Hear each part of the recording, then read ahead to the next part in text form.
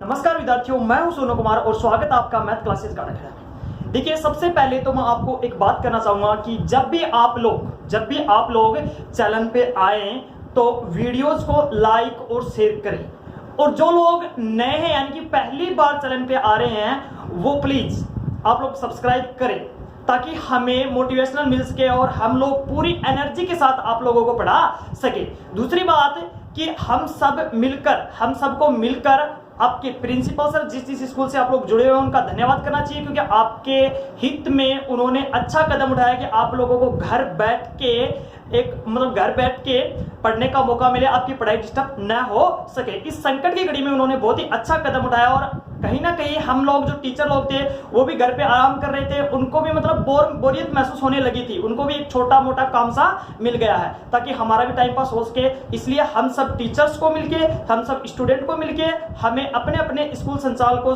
का धन्यवाद देना चाहिए। तो चलिए आज हम लोग बात करते हैं अपने क्वेश्चन की। आज देखिए हमारे पास कुछ नहीं है, एक प्रमेय है, वो ही करेंगे और बहुत ही अच्छे से करेंगे। बहुत ही इंपॉर्टेंट प्रमेय है और प्रमेय है 10.6। तो चलिए देखते हैं प्रमेय 10.6 क्या कहती है हमें। प्रमेय 10.6 बोलती है कि त्रिभुज की माध्यिका। देखिए ये जो वर्ड आया हर एक चीज साथ साथ ही समझते जाएंगे। माध्यिका तो हमें समझना ये है कि माध्यिका होती क्या है। देखिए स्टार्टिंग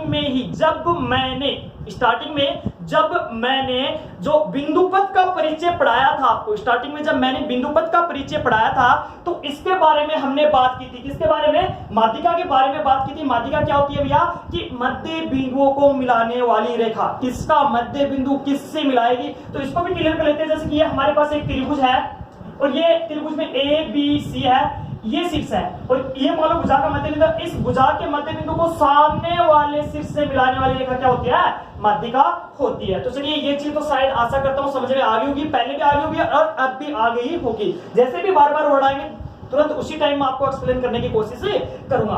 तो चलिए अब थोड़ा और आगे बढ़ाते हैं प्रश्न को। माध्यिका की बात क्लियर होगी। देखिए थोड़ा सा और आगे बढ़ते हैं। इसने बोला कि एक ही बिंदु से गुजरती हैं, ठीक है, एक ही बिंदु से गुजरती है, यानी कि हमें सिद्ध करना क्या कि त्रिभुज की माध्यिका होगी वो एक ही बिंदु से गुजरती है।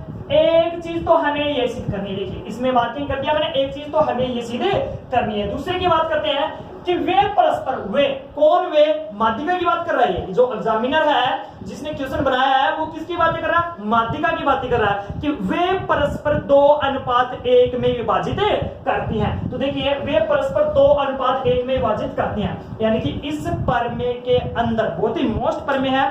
मैं एक बार फिर से बताता हूं कि मोस्ट प्रमेय है और आने वाली है, यानी कि चांसेस बहुत ज्यादा है इसके कि 2:1 में विभाजित करती है। और इसी पे सेम टू सेम इसी पे आधारित प्रश्न भी 2-3 वो भी करेंगे, लेकिन नेक्स्ट वीडियो में। उसकी बात बाद में करते हैं, पहले इसकी बात कर लेते हैं हम लोग।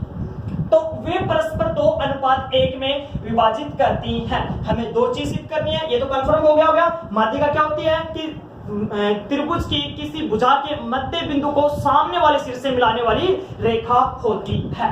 अब हम लोग इसको स्टार्ट करने की कोशिश करते हैं। चलिए स्टार्ट बाद में करते हैं, पहले अच्छे से इसको समझ लेते हैं, क्योंकि आज का जो वीडियो सिर्फ एक ही है, यानी कि हमारे पास एक ही है जो प्रमेय सिद्ध करनी है। ऐसा क्यों है? एक ही क्यों है? क्योंकि अपने पास नेक्स्ट जो एक्सरसाइज है 10.2 उसमें हमारे पास टोटल 10 क्वेश्चंस हैं। 5 का एक वीडियो बनेगा और 5 का एक वीडियो बनेगा, उसी के साथ हमारी एक्सरसाइज कंप्लीट हो जाएगी। बाकी उसके बाद जस्ट आगे की 11 की एक्सरसाइज स्टार्ट कर दी जाएगी। तो चलिए अब हम लोग करते हैं इसके बारे में कि क्या होता है। इसने बोला कि त्रिभुज, सबसे पहले बोला इसने त्रिभुज। तो चलिए मैंने बना दिया एक त्रिभुज, समझेंगे साथ साथ समझेंगे, फिर इसको आराम से लिखेंगे डिटेल से, ठीक है। ये बना दिया हमने एक त्रिभुज, क्योंकि बच्चों की एक ही प्रॉब्लम होती है, बोलते हैं कि सर प्रमेय समझ में नहीं आती, प्रमेय याद नहीं होती। भैया प्रमेय याद नहीं करनी, आपको समझना है। प्रमेय एक प्रकार का कुछ नहीं होता, अच्छे से समझना है कैसे चीज होता है, बहुत ही इंटरेस्टिंग पार्ट होता है अगर हम लोग आराम से समझ के करें तो। देखिए ये ले लिया हमने ए बी सी, एक त्रिभुज लिया ए बी सी, ठीक है।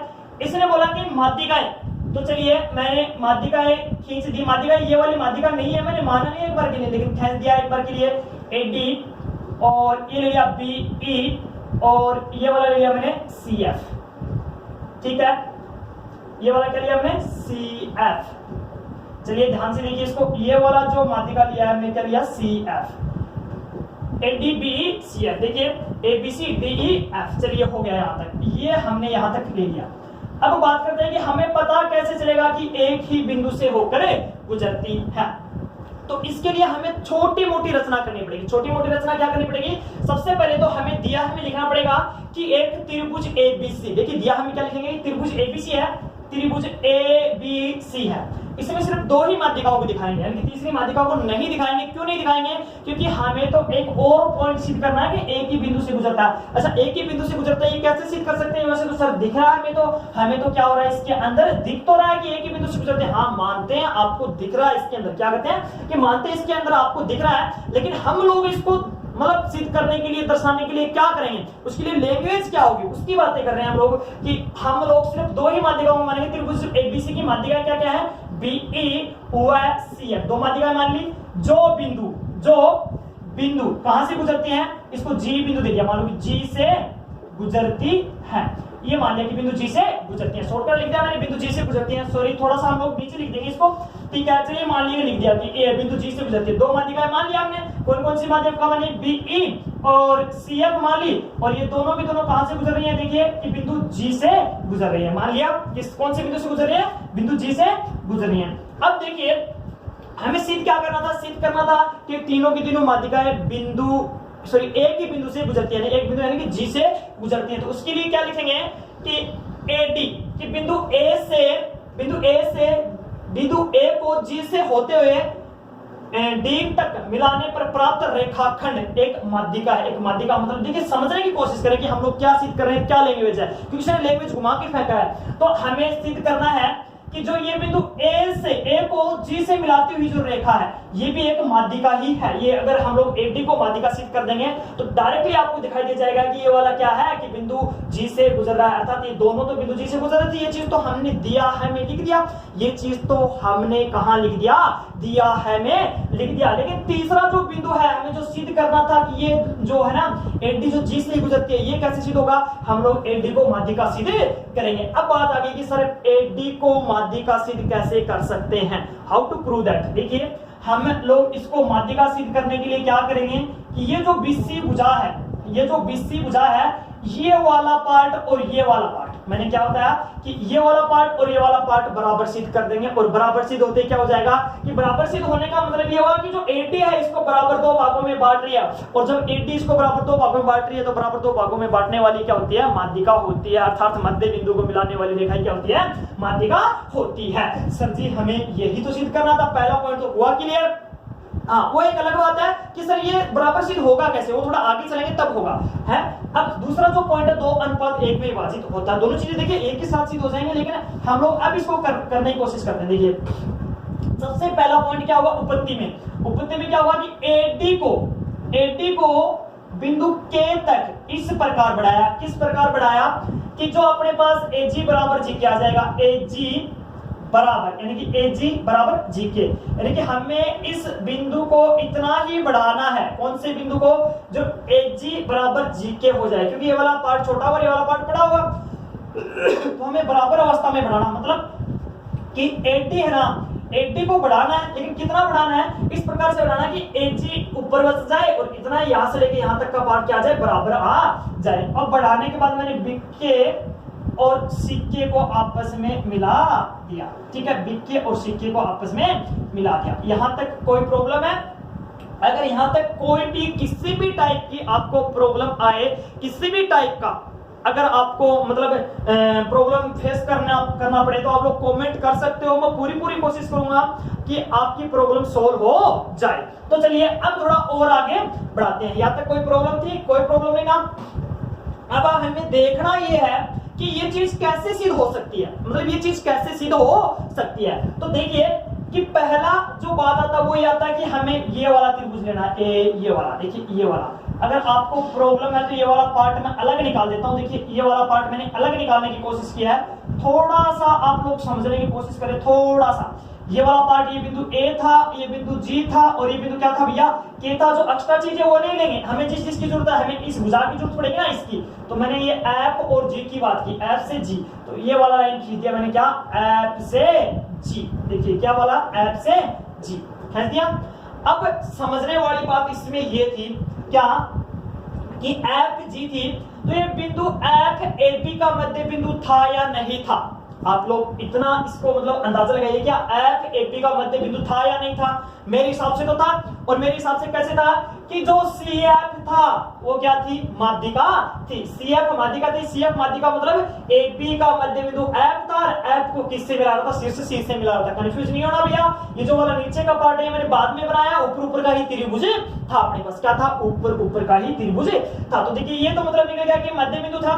इसी प्रकार से अपने पास ये भी तो मध्य बिंदु था ना जी, यानी कि ये भी तो मध्य बिंदु था ना, ये भी तो एक माध्यिका ही थी, तो ये भी क्या होगा? इसका मध्य बिंदु ही होगा। मध्य बिंदु कैसे होगा?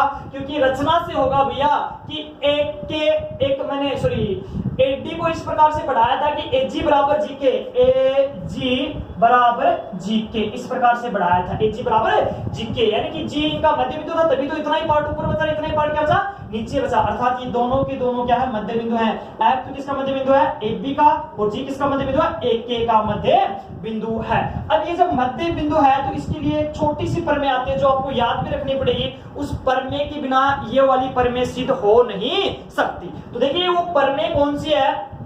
किसी त्रिभुज में दो भुजाओं के मध्य बिंदुओं को मिलाने वाली रेखा, आगे आएगा, लेकिन अभी हम लोग इसको समझ लेते हैं। किसी त्रिभुज की दो भुजाओं के मध्य बिंदु, ये एक त्रिभुज था, अलग से निकाला था, दो भुजाएं थी, एक तो ये वाली थी, एक ये वाली थी। इसका मध्य बिंदु ये था, इसका मध्य बिंदु कौन सा था? ये था। इनको मिलाने वाली रेखाखंड ये वाली, यानी कि एफ जी, मिलाने वाली रेखाखंड एफ जी तीसरी भुजा के समांतर। तीसरी भुजा कौन सी है? ये वाली भुजा बीके के तो समांतर होगी, और ये किसके? इसके आदि भी होगी, लेकिन आदि का तो हमें जरूरत तो पड़ता नहीं, सिर्फ समांतर के लिए हम लोग यूज कर लेते हैं। समीकरण नंबर 1 आया, आई बात समझ में? 1 सेकंड के लिए रिपीट करता हूं, आप लोग दोबारा से देखिए क्या प्रमेय थी कि किसी त्रिभुज की दो भुजाओं के मध्य बिंदुओं को मिलाने वाली रेखा तीसरी भुजा के समांतर गुजरती है। तो ये हमारे पास त्रिभुज था जो साइड में निकाला था, ये भी मध्य बिंदु था, हमने पता किया था, ये भी मध्य बिंदु था। इन दोनों को मिलाने वाली रेखाखंड, और ये वाली दो भुजाएं थी, ए बी व एक के, तो ये तीसरी भुजा के समांतर गुजरेगी। तो तीसरी भुजा कौन सी बच गई? ये वाली तो फर्स्ट हो गई, तो ये वाली कौन सी होगी? सेकंड। तो तीसरी तो यही बची ना, इन दोनों के तो मध्य बिंदु को यूज किया, तो ये तीसरी भुजा के समांतर गुजरेगी, अर्थात एफ जी किसके समांतर होगा? बीके के समांतर होगा।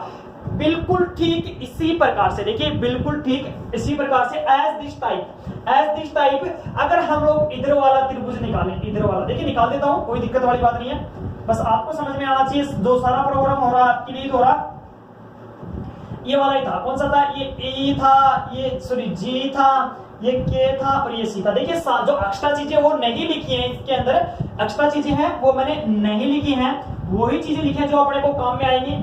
ए बिंदु था, ये लिख दिया, ए के बाद जी बिंदु था जो मैंने लिख दिया यहाँ पे, देखिए इधर वाला पार्ट ये है, ठीक है, और उसके बाद डी का तो कोई मतलब ही नहीं बनता, डी तो अभी तो यूज नहीं होगा, बाद में होगा। के था लिख दिया, और सी है लिख दिया, ई था लिख दिया, बाकी जो फालतू की चीजें थी वो एक बार के लिए हटा दी इसमें। ये समझ रहे हैं आप लोग? डिटेल से करेंगे। देखिए अब इसमें देखिए ये वाला जी तो मध्य बिंदु था, इसके अकॉर्डिंग, रचना के अकॉर्डिंग क्या ई भी मध्य बिंदु है? भैया ई भी मध्य बिंदु है। ई क्यों मध्य बिंदु है? देखिए हमने दिया है, हमें लिखा था क्या? बीई व सीएफ दो माध्यिकाएं हैं। बीई व सीएफ क्या है? दो माध्यिकाएं हैं। सर जी दो माध्यिकाएं हैं? हाँ बिल्कुल भाई साहब, दो माध्यिका है, और दो माध्यिका है तो यह जो माध्यिका है ना, तो यो क्या होगा? इनको मध्य बिंदु होगा, यानी कि ई के है भैया, यो मध्य बिंदु है, के है ई के है, वो मध्य बिंदु है। और ये जो मध्य बिंदु है यो भी मध्य बिंदु है, और यो भी क्या है? मध्य बिंदु है। अब बात एक प्रमेय यूज करनी है आपने, कौन सी प्रमेय यूज करनी है? बाई प्रमेय। कौन सी? जो ए के लिए यूज करी थी आप कि किसी त्रिभुज की दो भुजाओं के मध्य बिंदुओं को मिलाने वाला रेखाखंड क्या करता है? मध्य बिंदुओं को मिलाने वाला रेखाखंड तीसरी भुजा के समांतर गुजरता है। क्या करता है? तीसरी भुजा के समांतर गुजरता है। अर्थात यहां से भी मेरे पास आ गया कि जीई इज पैरेलल टू के सी, या सी के भी लिख सकते हो, एक ही बात है, यानी कि जीई समांतर किसके? के सी के। अगर कुछ बच्चे होते हैं वो नहीं पता होता, ये डबल जो साइन होता है वो समांतर का होता है, या क्या किसका होता है? समांतर का होता है। अगर इसको यूं पटक दोगे तो बराबर का यूज होगा, ठीक है ना? बराबर का नहीं है ये समांतर का है, खड़ा साइन हुआ समांतर का होगा, तो ये दोनों के दोनों समांतर हो गए। अब अपना काम ही हो गया पूरा पूरा। देखिए समीकरण 1 व 2 क्या कहता है? समीकरण 1 तो क्या कहता है? समीकरण 1 बोलता है कि एफ जी बीके के समांतर है। एफ जी कहां भी है? देखिए एफ जी बीके के समांतर है, एफ जी बीके के समांतर। तो लिखेंगे समीकरण 1 से, समीकरण 1 बोला कि एफ जी बीके के समांतर है ना, ये वाला एफ जी बीके के समांतर है, ये वाला एफ जी बीके के समांतर है, तो आपको देखना है कि सी जी भी इसके समांतर होगा। अब बात करते हैं सी जी इसके समांतर क्यों होगा, क्योंकि ये जो रेखा जितना भी इसके समांतर है तो इसके भी समांतर, क्योंकि सीधी रेखा होगी और ये जो सी जी होगा, C G is the part of F G, या फिर आप लोग ऐसे बोल सकते हैं कि F G is the part of CG या फिर CF, ठीक है ना। इसलिए अपने पास क्या रिजल्ट आया कि जो CG है वो FG का भी एक भाग है, इसलिए दोनों समांतर होंगी। अर्थात हम लोग लिख सकते हैं कि CG समांतर B के समीकरण नंबर 3। इसी प्रकार समीकरण नंबर 2 से देखिए, समीकरण 2 क्या कहती है कि GE समांतर है KC के। GE कहां गया भैया, ये रहा अपना GE और ये वाला भाग इसके समांतर है, ठीक है भैया, ये वाला भाग इसके समांतर है। तो देखिए इसका छोटा भाग किधर है, सॉरी बड़ा भाग किधर है, इसका भाग ये है ना, तो इसके भी तो समांतर होगा ना, इसका मतलब ये दोनों भी समांतर है। तो इससे क्या मतलब निकला कि BG भी समांतर है किसके भैया, KC के समीकरण नंबर 4। तो देखिए समीकरण 3 और 4 हमें क्या कहती है, समीकरण 3 तो कहती है कि ये वाला भाग इसके समांतर है, देख रहे हो ना कि ये इतना भाग है ना जो इसके समांतर है, ठीक है भैया, समझ में आ गया। ये इतना भाग है वो किसके समांतर है, इस भाग के समांतर है। ये आपस में समांतर है ना, आमने सामने की बजाय समांतर नहीं हो क्या, ये वाला इसके समांतर है, ये वाला इसके समांतर होगा। तो समीकरण 3 व 4 कहता है, समीकरण 3 व 4 से क्या है कि BGC के एक समांतर चतुर्भुज है। देखिए ये क्या है, BGC के एक समांतर चतुर्भुज है। यहां तक कोई प्रॉब्लम है किसी को? देखिए BGC के एक समांतर चतुर्भुज है, यहां तक हम लोग आ गए। थोड़ा और आगे चलते हैं। समांतर चतुर्भुज है तो हमें समांतर चतुर्भुज के बारे में थोड़ा बहुत पता होना चाहिए। समांतर चतुर्भुज क्या होता है भैया, समांतर चतुर्भुज क्या होता है जिसके आमने सामने की बजाय समांतर हो।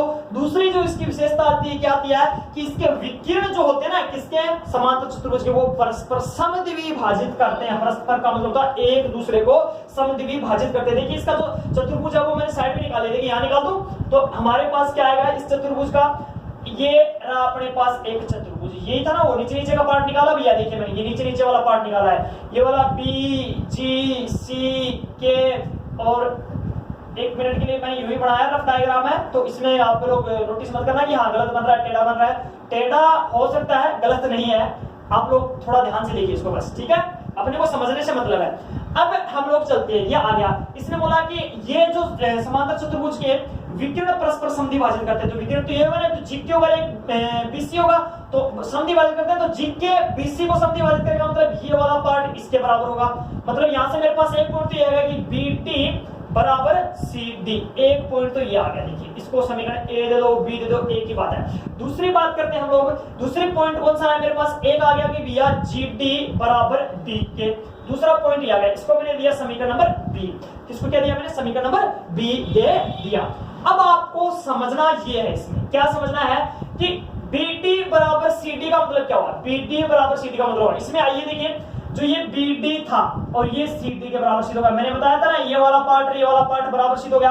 अगर ये वाला पार्ट बराबर सिद्ध हो गया, इसका मतलब क्या थी कि AD माध्यिका थी, तभी तो इसको बराबर दो भागों में बांट रही है, मतलब मध्य बिंदु हो गया। देखिए ये दोनों बराबर दो भागों में, इधर का पार्ट इधर वाला पार्ट आपस में समान है, बराबर है, इसका मतलब यही तो है ना कि D क्या है, मध्य बिंदु है, और D मध्य बिंदु है, तो मध्य बिंदु को मिलाने वाली रेखा क्या होगी, माध्यिका होगी। ये क्या होगी, माध्यिका होगी। ये क्या होगी, माध्यिका होगी। और भैया अगर ये माध्यिका होगी, अगर ये माध्यिका होगी तो अपने को समझना ये है कि ये देखिए बिंदु G से गुजरे, अर्थात त्रिभुज की तीनों माध्यिकाएं एक ही बिंदु से गुजरती है। पहला पॉइंट क्लियर हो गया। यानी कि हम लोग लिखते हैं, जब हम लिखेंगे कि समीकरण 1 से स्पष्ट होता है कि बिंदु D BC का मध्य बिंदु है, अर्थात AD क्या है, माध्यिका है जो बिंदु G से ही गुजरती है। अतः है त्रिभुज की तीनों जो माध्यिका है वो बिंदु G से ही होकर गुजरती है। पहला पार्ट क्लियर। अब हम लोग करने चल रहे हैं दूसरा पार्ट। अब हमें चलना है इसका दूसरा पार्ट। देखिए थोड़ा सा प्रमेय बड़ा जरूर है, लेकिन आप तसल्ली रखिए, धीरज रखिए, अभी कुछ ही मिनटों में हो जाएगा प्रश्न। चलते हैं थोड़ा आगे। GD बराबर DK। देखिए हमारे पास रचना से क्या था कि AG बराबर GK था सर, रचना से था AG बराबर GK। तो देखिए AG की जगह AG है GK, G से लेके K तक मैं क्या लिख सकता हूं तोड़ के, AGD। देखिए G से K इतना बड़ा लाइन है, इसको मैं टुकड़ों में तोड़ के लिख सकता हूं क्या, GD प्लस DK। तो मैंने तोड़ के लिख दिया GD प्लस डी के। कोई दिक्कत है? यहां तक मैंने इसको यहां तक लिख दिया। अब देखिए डी के तो बाहर की साइड है, अपने को तो 80 तक ही लेना था ना, माध्यिका ही तो लेनी थी, तो 80 तक लेना था, तो क्या आएगा, इस जो अपने पास डी क्या आ रहा है इसको भी जीडी लिख देंगे। क्यों लिख देंगे? क्योंकि देखिए डी क्या आ रहा है इसको चेंज करना है, डी क्या आ रहा है इसको क्या करना है, चेंज करना। लेकिन ये चेंज होगा किसमें? देखिए डी के जो है जीडी के ही बराबर है, जीडी के ही बराबर है, तो हम लोग लिखेंगे समीकरण नंबर बी से, समीकरण नंबर बी से क्या आएगा, AG बराबर GD प्लस GD। तो कितना आ गया, AG बराबर 2GD। देखिए AG बट्टे में GD बराबर 2/8। देखिए ये इसके नीचे भाग में आ गया और इधर 2 बचा, 2 के नीचे हमने 1 ले लिया। अब इसको हमने क्या किया, अनुपात में कन्वर्ट कर दिया। तो देखिए जो माध्यिका है वो 2:1 में विभाजित हुई या नहीं हुई, 80 जो माध्यिका थी। देखिए इसको सारी की सारी चीजों को मिटा के देखिए, ये जो माध्यिका थी अपने पास, थोड़ा सा डायग्राम देखिए ज्यादा हो गया इसको खराब सा, लेकिन हम लोग जब दोबारा से बार बार इसको समझेंगे तो समझ में क्या आएगा। ये बिंदु G था, ये बिंदु D था, ये देखिए AG और GD का अनुपात कितना है, 2:1 है। अब हमें एक माध्यिका के लिए सिद्ध हुआ, अब हमें प्रत्येक माध्यिका के लिए सिद्ध नहीं करना है, बिल्कुल भी नहीं करना है, हमें इसी प्रकार लगा के लिख देना है, क्योंकि बड़े वाला पार्ट तो 2 होगा, तो BG का B का बड़े वाला पार्ट कौन सा है, BG अनुपात GE बराबर 2:1। और तीसरा जो पार्ट है अपने पास वो कौन सा होगा, CG अनुपात GF इज इक्वल टू 2:1। ये अपने पास सारे के सारे पार्ट आ गए। इस प्रकार से हमारे पास ये परिमित सिद्ध हो जाती है। अब कुछ भी नहीं बचा, हमें सिर्फ इसके लिए करना क्या है, हमें इसको लिखना है, वो भी अच्छे से। चलिए लिखते हैं इसको। अब हमें क्या करना है, इसको लिखना है। अब देखिए सबसे पहले हमें वही डायग्राम बनाना है यहाँ पे। अब उसको काला पीला नहीं करेंगे, सीधा ही चलेंगे, क्योंकि हमें सिर्फ लिखना है अभी। तो देखिए अपने पास ये वाला था क्या, एक त्रिभुज ले लिया हमने, अच्छा बड़ा सा बना लियो। ये हमने बना लिया एक त्रिभुज जिसका नाम किया ABC, और ये वाला मिलाया हमने AD। और चलिए थोड़ा साइड में बनाते हैं क्योंकि ये नीचे तक खींचेगा, ठीक है। और ये वाला भाग BE, और देखिए ये वाला भाग है CF। चलिए अब हमने क्या किया, इसको थोड़ा सा आगे बढ़ाया, यहां तक बढ़ा लिया। ये रचना में आएगा, बता दूंगा रचना में आएगा तब। जो हमने बढ़ाया है ये वाला पार्ट रचना में आएगा K तक। किस प्रकार से बढ़ाया कि AG बराबर GK, इस प्रकार से बढ़ाया, जो हमने पहले भी समझा था। यहां तक कर लिया आपने। चलिए अब लिखना स्टार्ट करते हैं। सबसे पहले हम इसके अंदर लिखते हैं दिया है। देखिए दिया है, जो दिया है वो लिखना अपने को। तो हमें दिया क्या गया कि त्रिभुज ABC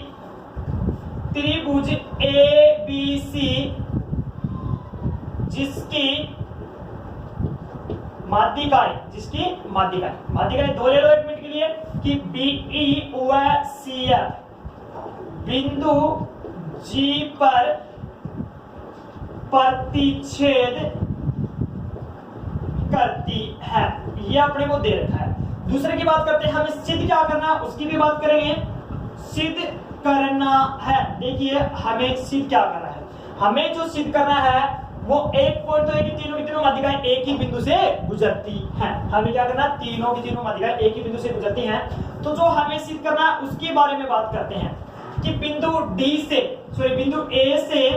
बिंदु A को G से मिलाने पर, बिंदु A को G से मिलाते हुए D तक बढ़ाने पर प्राप्त रेखाखंड, देखिए प्राप्त रेखाखंड क्या है, प्राप्त रेखाखंड AD क्या आ गया, माध्यिका है। तो देखिए ये माध्यिका होगी, ये माध्यिका कब सिद्ध होगी, जब अपने पास BD बराबर CD आ जाए। एक चीज तो ये सिद्ध करनी है। दूसरी चीज जो सिद्ध की, पहला पॉइंट तो हमें ये सिद्ध करना था, दूसरी चीज जो सिद्ध करनी है मैं थोड़ा यहां लिख देता हूं। दूसरी चीज जो सिद्ध करनी है क्या करनी है कि ये परस्पर 2:1 में विभाजित करती है। तो लिखेंगे माध्यिकाएं कौन कौन सी भैया, AD BE व CF परस्पर 2:1 में अंतः विभाजित लिख दो, चाहे विभाजित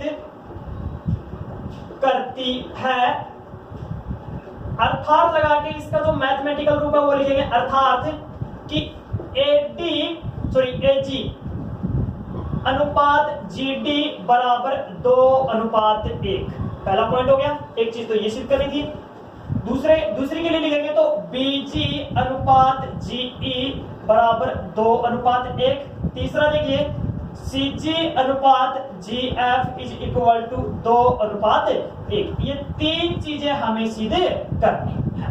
दूसरे पार्ट में 3 चीजें एक को सिद्ध करेंगे, बाकी को इसी प्रकार लगा के हम लोग डायरेक्ट लिख सकते हैं। तो चलिए अब बढ़ाते हैं इस प्रश्न को। एक जो रचना आई थी वो भी लिखनी है अपने को। रचना क्या है? रचना में क्या था अपने पास कि AD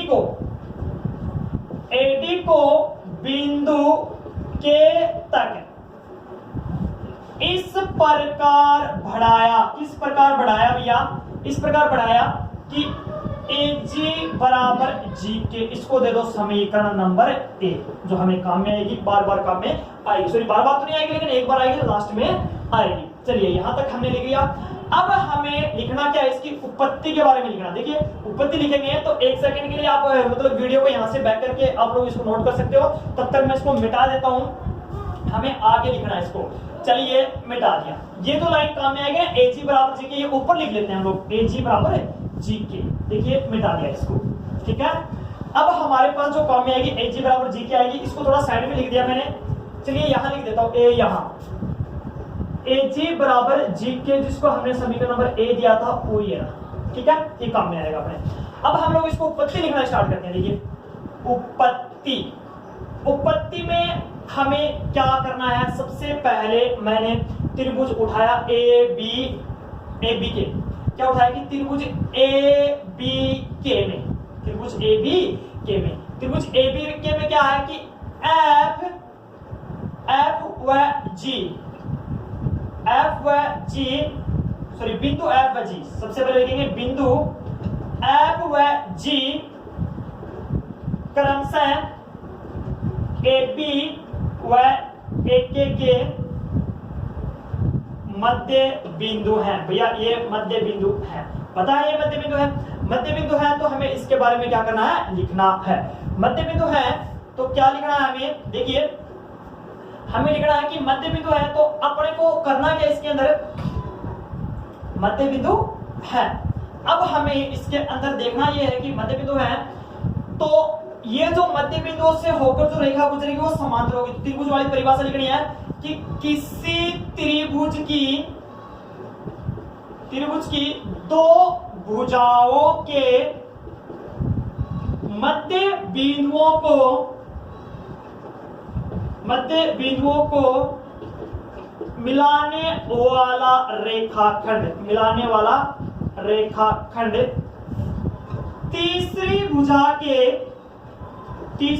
भुजा के समांतर गुजरता है। देखिए आधा भी होता है, लेकिन यहां वो चीज काम में भी नहीं आ रही तो हम लोग लिखेंगे भी नहीं। तो तीसरी भुजा के क्या होता है? समांतर गुजरता है। अर्थात लगा के हम लोग लिख देंगे इसके लिए अर्थात लगा के हम लोग लिखेंगे क्या कि जो FG है वो समांतर होगी किसके भैया? BK के। और जो FG है वो किसका पार्ट है भैया? CG का पार्ट है। तो CG is parallel to BK। इसको दे दो समीकरण नंबर 1। तो अब हम लोग लिखेंगे इसी प्रकार। देखिए इसी प्रकार कौन से? त्रिभुज ACK में। इसी प्रकार त्रिभुज ACK में आएगा तो क्या आएगा? देखिए कि हमारे पास जो ज्यादा लिखने की जरूरत नहीं है, बस बिल्कुल सेम इसी प्रकार से लिख देंगे कि GE जो समांतर होगी, GE जो समांतर होगी किसकी होगी भैया? KC के समांतर होगी। GE किसका भाग है? BG का पार्ट है, तो BG is parallel to KC। ये हो गया समीकरण नंबर 2। तो हमें क्या पता चला कि समीकरण 1 व 2 से क्या पता चला कि चतुर्भुज कौन सा भैया? BGC के एक समांतर चतुर्भुज है। BGC के क्या है? समांतर चतुर्भुज है। और समांतर चतुर्भुज के विकिरण परस्पर समद्विभाजित करते हैं। तो लिखेंगे भी यहाँ समांतर चतुर्भुज के विकिरण परस्पर समद्विभाजित करते हैं अर्थात लगा के लिखेंगे। अब देखिए यहां से हमारा सॉल्यूशन निकलना स्टार्ट हो जाएगा। अर्थात BD बराबर क्या आएगा, CD आएगा। ये जो विकिरण है, जी के विकिरण BD को बराबर दो भागों में बांटेगा। ये आ गया समीकरण नंबर 3। एक तो मेन पॉइंट अपना यहां से निकल के आएगा। दूसरे की बात करते हैं कि GD बराबर किसके आएगा भैया, DK के बराबर आएगा। और ये वाला क्या आएगा, समीकरण नंबर 4। तो यहां से लिख देंगे समीकरण 3 से स्पष्ट है कि, थोड़ा थ्योरेटिकल पार्ट है, देखिए थोड़ा सा आप लोगों ना मतलब धैर्य रखें, आराम से प्रश्न हो रहा है, अच्छे से हो रहा है और अच्छे से समझ में भी आ रहा होगा। समीकरण 3 से स्पष्ट है कि बिंदु, देखिए समीकरण 3 से स्पष्ट क्या हुआ कि बिंदु D जो है BC का क्या है, मध्य बिंदु है। बिंदु समीकरण 3 से स्पष्ट है कि बिंदु D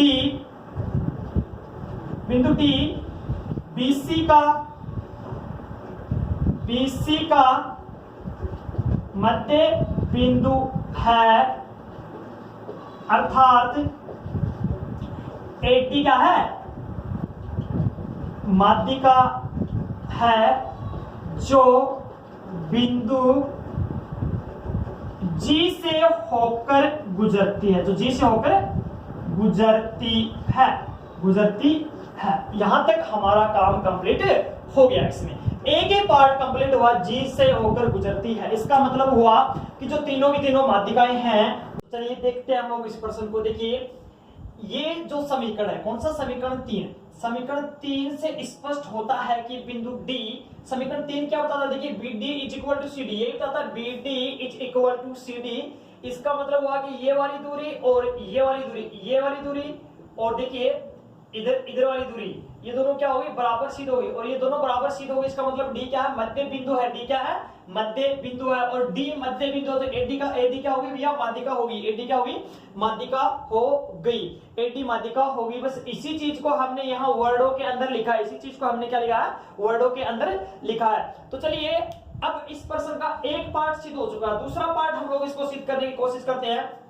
जो अपने पास क्या है, इस साइड वाला में डालता हूं। देखिए अब हमें जो समीकरण A था हमने स्टार्टिंग में यूज किया था जो रचना में, वो ये रहा। मैंने लिखा था कि इसको दोबारा से काम में लेंगे हम लोग, इसको दोबारा से काम में लेंगे। तो यहां देखेंगे समीकरण A से, तो समीकरण A क्या था अपना, देखिए समीकरण A था AG is equal to GK।